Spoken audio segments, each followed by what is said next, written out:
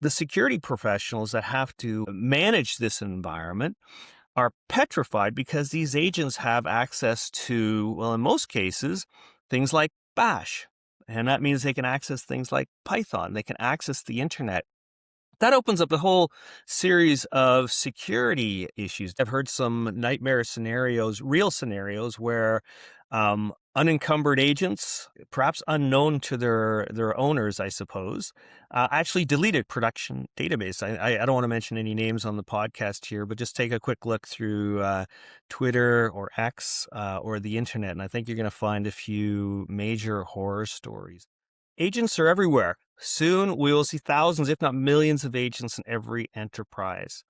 But these agents that we're talking about are a little bit different. Instead of coding agents or personal agents, they will be agents that are embedded in every single business process, doing real work. Here's the problem. The architecture for today's coding agents is designed around an individual's capability and resources. They have access to local files, access to emails, passwords are being shared. And when we have agents everywhere in business processes, this just plain and simple is not practical. It won't scale and it's not safe or secure. Simply put, it's a security nightmare. Now, to address this challenge, we believe that the agent architecture, or more specifically, its security design must change. And that's what we'll be introducing today. This is our first in a 4-part series about agent security. Enterprise-grade security, supported by an enterprise-grade agent ecosystem. Today, we'll be introducing the key aspects of a new design for agent security. We'll be talking about agent identity, which we believe is the foundation for secure and safe agents. We're going to talk about agent trust, which requires an authorization boundary that defines what an agent can do, what skills it can access, and what tools it can actually execute. Then we'll talk about the agent execution capability, which dictates an enforcement boundary, ensuring that whatever authorizations we actually have are enforced in a deterministic, repeatable, and secure way. Now, we're switching things up on the Agentic Mesh podcast. John Miller's moved on to new and exciting endeavors, and we should thank him for his great contributions. But now we have a new co-host, Davis Broda. Now, you can probably tell by the last name that Davis is related to me. In fact, he is my son. But he is also an accomplished software architect and engineer in his own right. So, Davis, why don't you tell us a bit about yourself? Hi, listeners. I'm Davis Broda. I'm a software architect and engineer who's worked in the industry for over a decade and am the co-author of the Agentic Mesh book with O'Reilly. I've worked in the security, big data, and AI area, and I've been working to implement AI solutions with a large technology corporation as well as with European clients. I look forward to the opportunity to share my perspective on the coming era of AI agents with you all.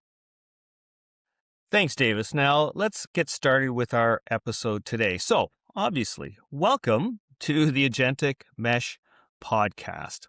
So, where should we start here, Davis? I mean, we've talked about several capabilities that we're going to walk through agent identity. We're going to talk a little bit about agent trust and the execution or enforcement boundary. Why don't we start with identity? So maybe I'm going to lob the first question over to you. So when we talk about agent identity, what do we mean, and why is it important? Well, the current way a lot of people are using agents is they just run the agent under their own identity. And it has their password, it operates on their machine. And while operating purely as a personal assistant, this is fine. If you're fine giving it those permissions, it'll work. But we are thinking more about agents as participants in a business process. So they're not really operating as under the authority of a specific person who takes responsibility for them. They're operating more like an automated system that's capable of interacting as part of a business process on its own initiative. But that means that it needs its own identity. It needs its own security considerations separate from the person who originally spun it up, as that person is not going to be constantly monitoring it the way a developer would when they're running Claude code. Okay. So here's a few things I heard that are different. Everybody's used to these agents, these coding agents, Claude Code, Codex, and there's probably a few others out there. We use them every day. We love them. But as you said, these agents operate under your own identity. And we think that opens up some pretty significant holes. In fact, we've talked to a few security professionals within some large companies, and the words that they use are how do I say this politely? They're scared because what they have is agents and agent sprawl. People are clearly getting value out of these agents. They're deploying these agents, these coding agents or personal assistants, and the security professionals that have to manage this environment are petrified because these agents have access to, well, in most cases, things like Bash. And that means they can access things like Python. They can access the internet. That opens up a whole series of security issues, does it not, Davis? Oh, yes, there are plenty of security issues, and a lot of them have been coming to the fore if you look around for them. Like, people have found that if you give an agent access to a database and the agent gets confused, you can result in it doing all sorts of things that you didn't intend for it to do. Like, when playing with a test database myself to experiment around, I found that if an agent didn't have the ability to do a task, it would just effectively try to write Python scripts to do the database task it wanted, which went poorly when it started hallucinating tables that didn't actually exist. Now, this is just a test database, so there were no actual problems, but if this sort of thing were to happen in a production database, you can imagine how much damage that could potentially cause. Yeah, absolutely. I think I've heard some nightmare scenarios, real scenarios where unencumbered agents, perhaps unknown to their owners, I suppose, actually deleted production database. I don't want to mention any names on the podcast here, but just take a quick look through Twitter or X or the internet, and I think you're going to find a few major horror stories. So Davis, it's pretty valid, the concerns that the security professionals actually have.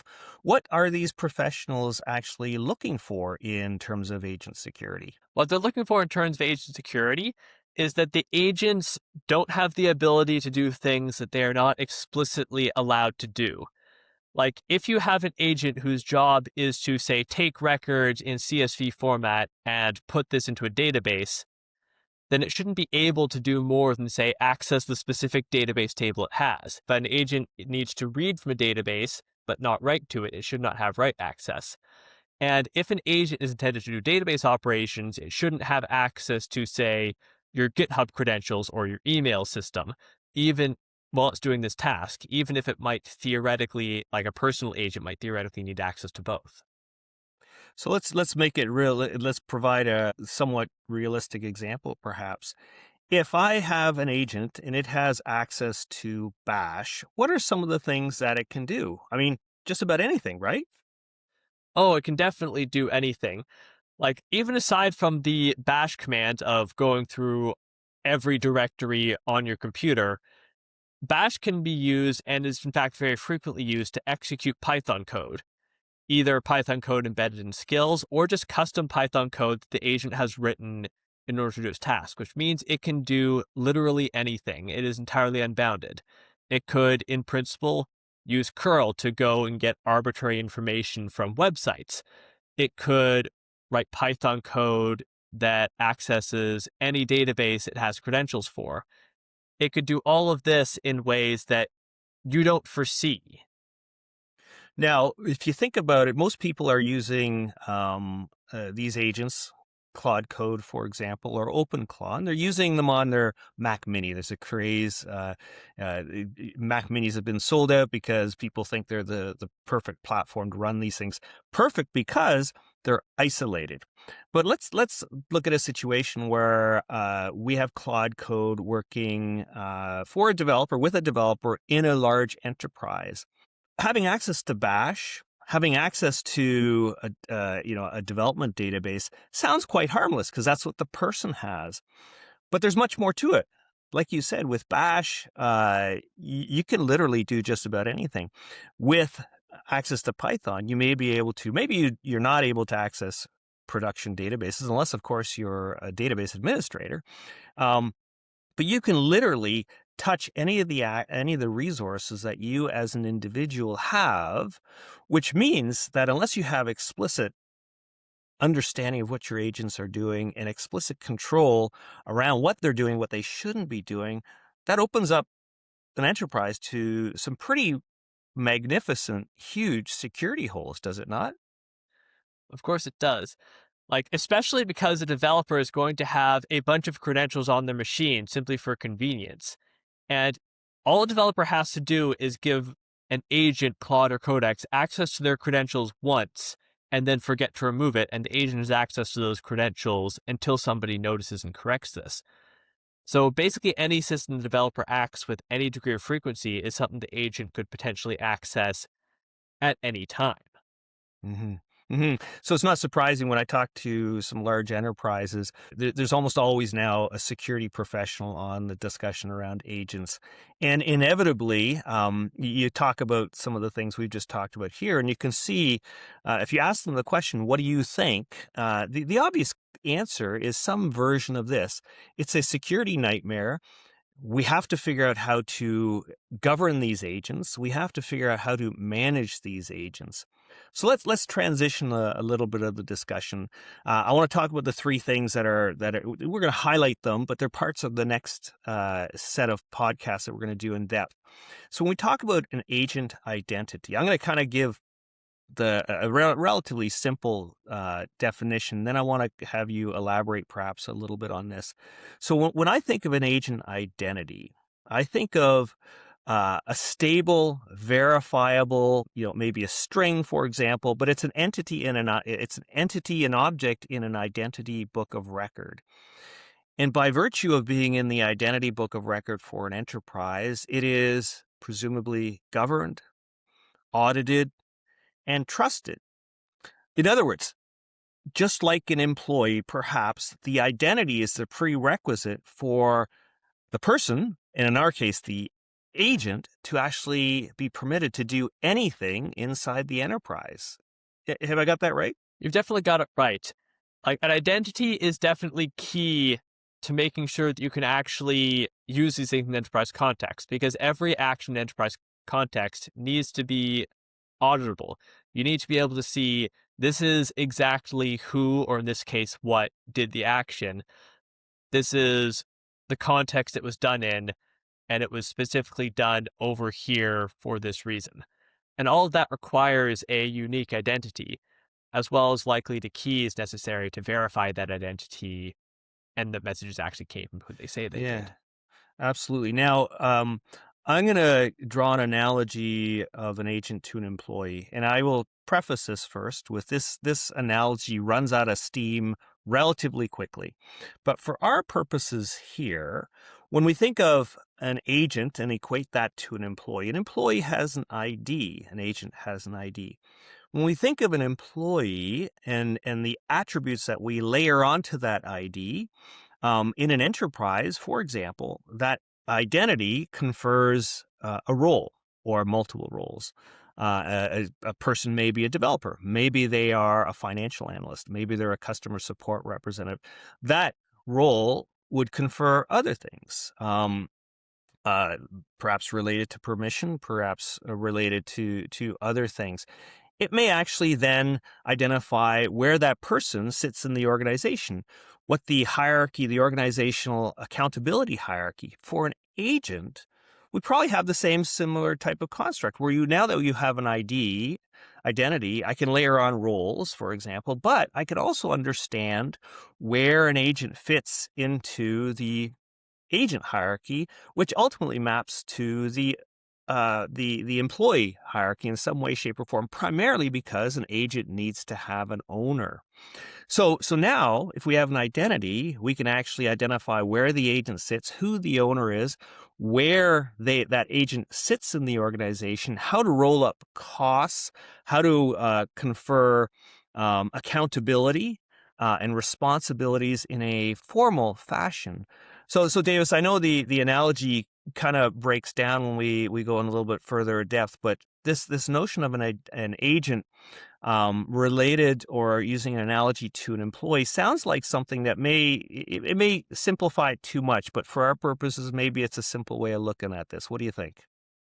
So long as you don't attempt to take the analogy farther than it holds, it works pretty well. Like, you're going to need somebody, likely a human at some level, being responsible for an agent, taking ownership of it, so that you can make sure that when something goes wrong, there's someone there whose job it is to fix it, whose job it is to monitor this, whose job it is to check for mistakes, but also just for responsibility reasons. There's the old famous quote that you can never let a computer have the final say on something because a computer can't be held legally responsible. So you're going to need some person who is in charge of the agents, who's ultimately responsible for whatever they're doing. Absolutely, absolutely. So because we got limited amount of time, I want to talk about the next things that will happen. So that's the agent identity is our next podcast. After that, what we're going to talk about is the authorization boundary, or the ability to draw a trust boundary around what an agent has. Now, it's important to link this to the identity, because if we don't have identity, we don't have the foundation to assign work to an agent. And if we can't assign work to an agent, we can't find that agent, then we actually can't do the work. If we can actually use the identity, we can find the agent, we can actually attribute the work, we can actually account for the work, we can actually price the work. So the identity is the foundation for safe and secure agents. But once you have that, what we now need to say is, how do we actually determine what work an agent can actually do? And when I say the work, I think of specifically in the agent context, it is what skills does an agent actually have access to, and what tools does it actually have access to? Now, there's a bunch of different ways you can handle this. This is a long-winded way. I'm going to get to a question shortly, Davis, for you. But a lot of the current thinking would be, and we think, by the way, this is very simplistic and not necessarily appropriate. It's a longer discussion we'll probably have in that podcast. But when you think about enabling permissions to an agent to do, to consume a skill or a tool, those should be short-lived. They should be short-lived only for the time period that the agent actually needs to do the work, and then they need to be taken away. In other words, an agent should have an execution grant that defines what exactly it can do and no more. Without that grant, it can do nothing.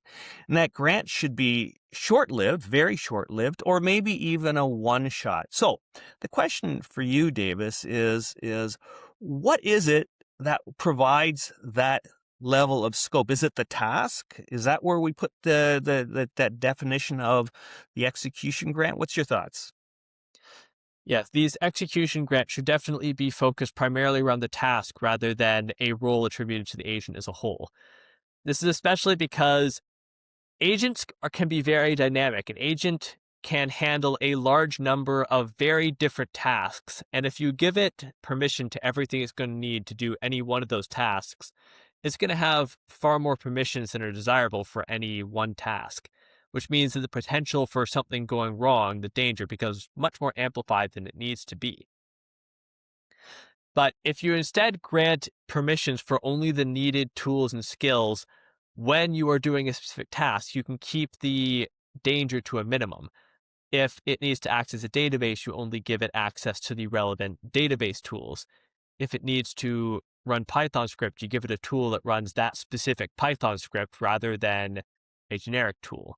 In this way, you can get away from the dangers of things like the bash tool, which allows arbitrary code execution, and replace it with more purpose-built tools and skills that correspond to what you specifically need to do.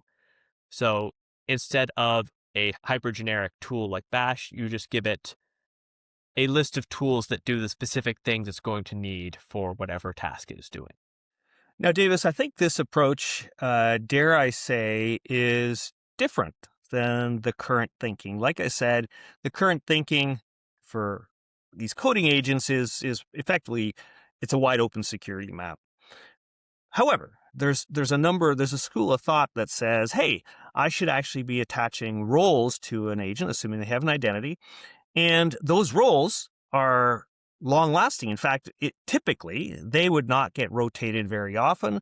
So the whole notion of an agent having a long lasting, persistent set of capabilities, the ability to access a skill or a tool, is a huge security gap. And what we're saying is to plug that gap, what we should be doing is scoping the capability or granting authority to the agent based off of the task that it has to do at that specific point in time. In other words, when there's a request for an agent to do some work, it goes into some semblance of an orchestrator, which ultimately decides what work needs to be done, how to create the various tasks in the actual process. But each of those tasks needs to go to, for lack of a better word, I'll call it a trust authority that says, this is the task based on the task definition. These are the skills required to actually execute that task. These are the tools that are required to execute that task. I'm going to create a grant that provides the ability to consume this skill and execute this tool. I'm going to put that in a grant, and that grant has an explicit time limit. It may be 15 minutes, it may be 15 seconds, depending on what is appropriate, or it's a one-shot. In other words, what you're saying is the authority to execute a tool or consume a skill is handled much, much differently than it is today. And we think actually it is the scope definition is the execution grant, the authorization boundary for an agent doing work. Did I get that right? Yes, I think you've got the bulk of it. You've got the overview on the difference between long running persistent roles as well versus task scope grants. And there is good reason to go with task grants. Like, think of the way current coding agents work. Like, theoretically, the reason that they can get away with a lot of the security problems they have is because theoretically the developer is right there. Like, they are approving commands, so theoretically they're taking responsibility for that. But honestly, how long does the average developer go before they start adding a lot of the more common commands into the, hey, you can auto run this, you can do this without further permission? And you're going to run into the same problem with persistent roles, especially if you have, say, a Claude agent that is very broad in scope because you're giving it skills as needed. It's going to accumulate more and more skills, more and more tools, more and more roles and permissions over time, which just opens a bigger and bigger management issue. Absolutely. Now I'm going to transition to the third piece of the puzzle.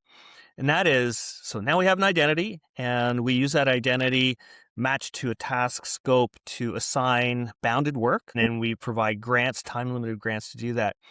Once the agent has that grant and it's able to, or it's in a position to consume a skill, but more important, let's talk about tools, to actually execute the tool, we believe that having the tool locally is a huge security exception.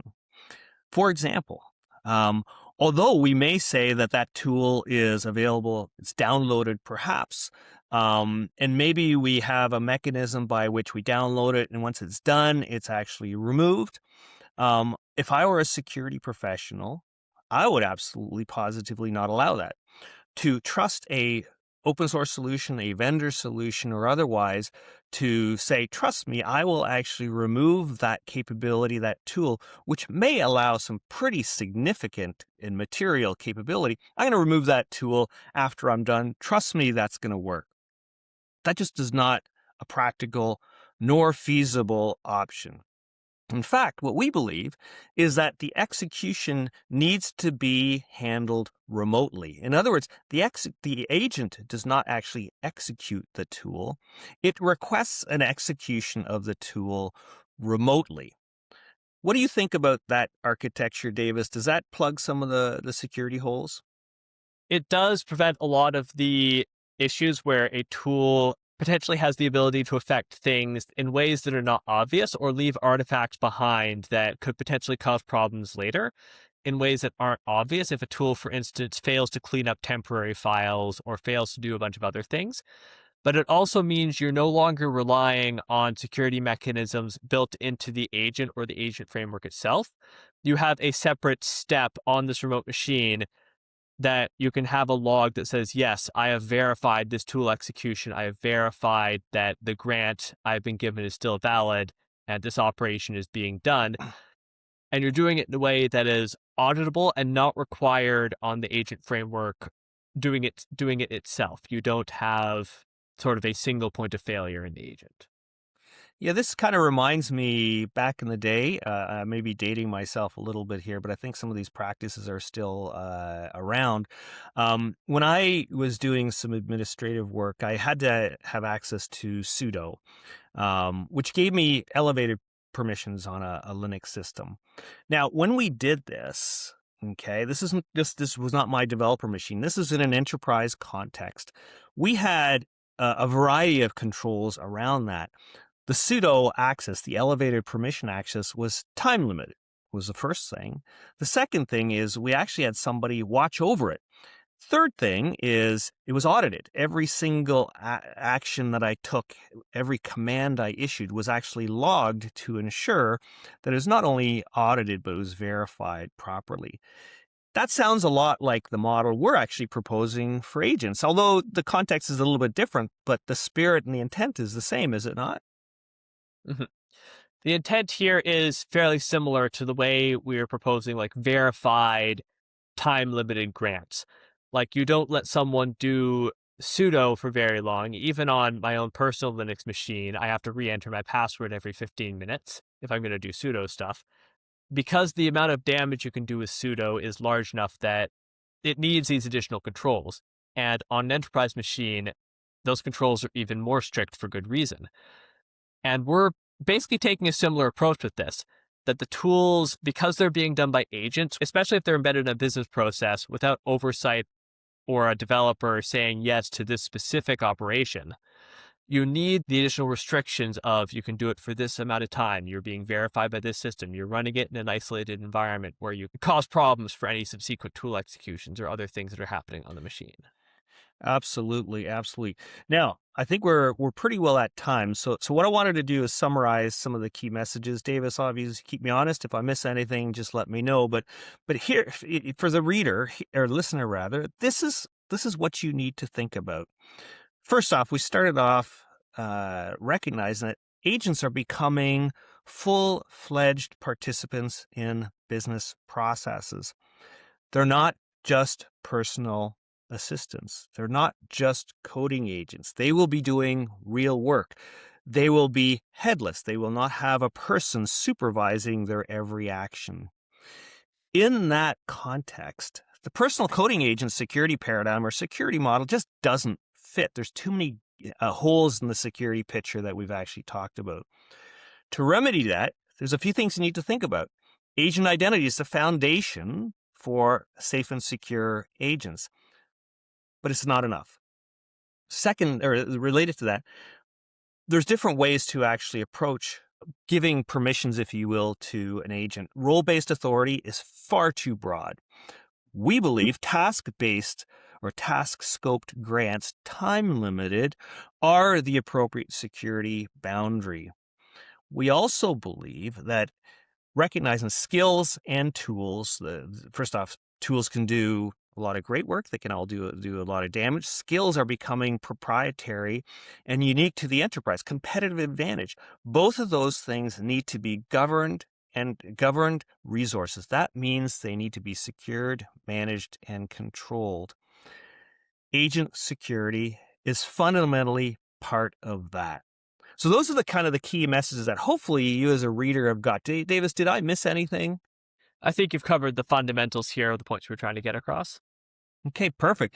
So this was the intro to our series on agent security. What you're going to see next, the next podcast is going to be about agent identity. And we're going to do a deep dive on how the agent identity is the foundation for safe and secure agents. After that, we're going to talk about agent trust and that authorization boundary. We're going to do a deep dive on that and explain exactly how these task-scoped execution grants work. The third one, or the last one in the series, is around the enforcement boundary. How do we actually allow agents to execute tools remotely, well beyond MCP, which we'll argue has some security gaps, well beyond MCP to allow safe, secure agent execution? So, as a listener, first off, we want to say thank you for taking the time out of your busy schedule to listen to the Agentic Mesh podcast. We hope that you subscribe to this channel, and we hope to have you listen to us again next week. Thanks.